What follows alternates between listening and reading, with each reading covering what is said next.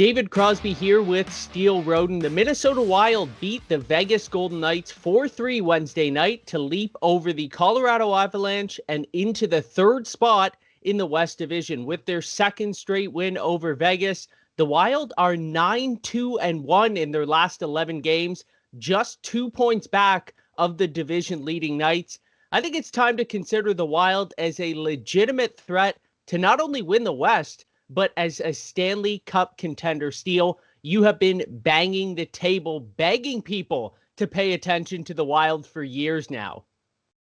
Yeah, a lot of people don't like watching the Minnesota Wild because they don't have one of those, successful superstar names like an Austin Matthews or Connor McDavid, like I've mentioned previously. But they're a threat in this division, but I wouldn't give them the title of being a huge threat. I would say that they've got a 15% chance of winning that division. And I just think that because the Colorado Avalanche and the Vegas Golden Knights, in my opinion, are still a better team. And even though Minnesota has beat Vegas in the last two games, I think overall Vegas has the best tandem duo in the crease right there with Robin Lehner when he comes back from injury, and Marc-Andre Fleury, as well as probably one of the toughest defensive cores in the NHL right now. And then you look over to the Colorado Avalanche, and again, they've been without Cale Makar for a little while this season. Again, Nathan MacKinnon was out for a little bit with concussion, and then earlier in the season with a leg injury.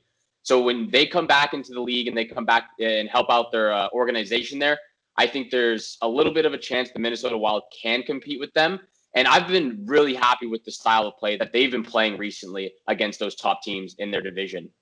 Well, they've long been considered a really good defensive team without much firepower and without an elite goaltender. Now, you mentioned they haven't had that big name star, and I totally agree with that. I think you need that guy to get people to watch, but they might not have just one, but two of those guys right now. Kaapo Kahkonen is riding an 8-game win streak after that win last night. .922 save percentage, .219 goals against average. And if goalies aren't your thing, Kirill Kaprizov has been a revelation. He's the odds-on favorite to win the Calder Trophy. He's got 20 points in 24 games. He can score every kind of way. He's unbelievable behind the net.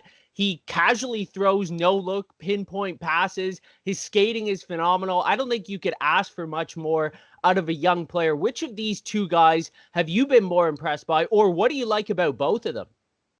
I love both of them, and I think credit where credit's due to Bill Guerin for what he's done since joining the organization of the Minnesota Wild back in 2019. A fantastic job in signing free agents, drafting smart, and getting the right coaching staff to develop these young players. Like you mentioned, Kaapo Kahkonen and Kirill Kaprizov have been phenomenal and have been their best players this year.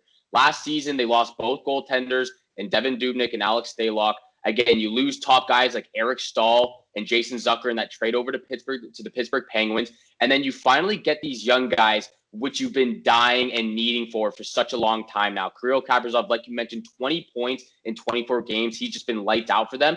But one of the most underrated players on this team so far, who just came back from injury earlier this season, is Matt Zuccarello. He has 14 points in 13 games. He's playing on that top line with Kirill Kaprizov, and they have this chemistry going on all cylinders right now. They look incredible together, but I think I would give the edge over to Kaapo Kahkonen. He has just been lights out for them, and he's stolen the crease from Cam Talbot, who was supposed to come in and be their starting goaltender, and he's just taken it, and he's taking it for a ride right now, and I love what I'm seeing from him. He's playing with a lot of confidence, and I think I would give the edge over to Kahkonen right now. But both players are playing spectacularly.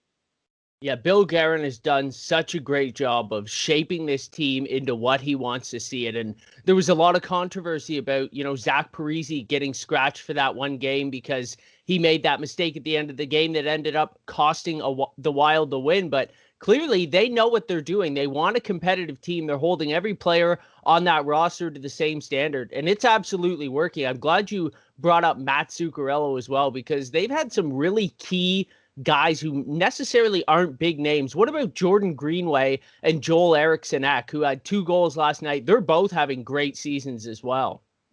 Yeah, I think Jordan Greenway has taken a huge step in his career this season, and he's been phenomenal on that second line. The second line centerman position for them. And like you mentioned, as well as Joel Eriksson-Ek, he as well has taken a leap this season. Both guys are at close to 20 points or over 20 points this season so far. And those in that top 6 forward core, like you mentioned, of Jordan Greenway, Matt Zuccarello, Kirill Kaprizov, Marcus Foligno as well on the second line. They're just producing on all cylinders right now, and they've taken a huge step in making sure that this team is ready and ready now. So what does this all mean, Steele? What are the keys for this team for the rest of the season to grab one of those playoff spots and get a chance to make some noise? For me, there's two keys, and the first key is goaltending. And I love what I'm seeing from Kaapo Kahkonen, like we've just mentioned. But I think at still being a young goalie, he's only 24 years old. This is his first time getting the starting job, and I think he's taking that from Cam Talbot, like I mentioned. But you got to make sure that he's not overwhelmed with himself. And come playoff time, a lot of young goaltenders who have been thrown into that position where they're getting a lot more ice time than they thought they would have this season can get overwhelmed and kind of start overthinking on plays. I think what the Wild need to start doing is playing Cam Talbot a little bit more. Obviously, if Kaapo Kahkonen is your guy, you keep him as your starting goaltender, but get the reps in for Cam Talbot as well. He was off on the COVID protocol for a little while. He's only played 10 games so far this season. I think if you're leaning towards Kahkonen being your top guy, still give some reps to Cam Talbot so they're both on their toes and ready to play in. And the second one is their depth scoring. I haven't seen much from the Minnesota Wild on their bottom six forward here. They've shown their ability to defend the puck well in their own zone, as well as score from their top six forwards. But that entire third line of Zach Parise, Kevin Fiala, and Victor Rask, they only have a combined 31 points in 66 games so far this season. So it's not terrible, but it's not great either. So I think if they can find ways to get the bottom six forwards to start producing a little bit more and help up those top six forwards who it seems like every game they're producing the only type of offense really, I think those are the two keys that the Minnesota Wild need to keep striving for, and they will do well come playoff time.